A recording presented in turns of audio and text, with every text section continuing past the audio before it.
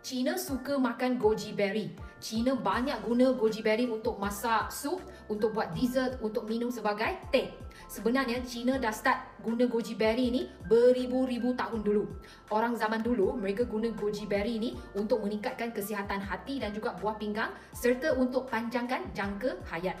Sebab ikutkan TCM, goji berry ni adalah sejenis superfood. Color goji berry ni dia merah orange kan sebab dia kaya dengan carotenoid seperti zeaxanthin, beta carotene dan juga lutein yang memang sangat bagus untuk kesihatan mata. Saya masih ingat waktu zaman sekolah dulu, mak selalu beli goji berry dekat kedai herba dan dia akan suruh kita makan untuk kesihatan mata sebab kita banyak study guna mata kan.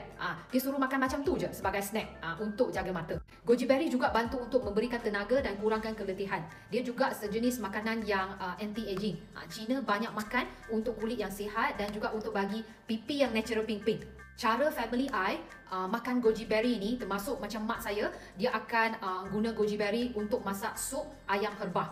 Okay? Dan juga untuk dessert seperti dessert peach gum. Dan bagi saya pula, saya suka buat teh guna goji berry. Saya tambah dengan kurma merah dan juga honey untuk kulit yang cantik dan juga pinkish.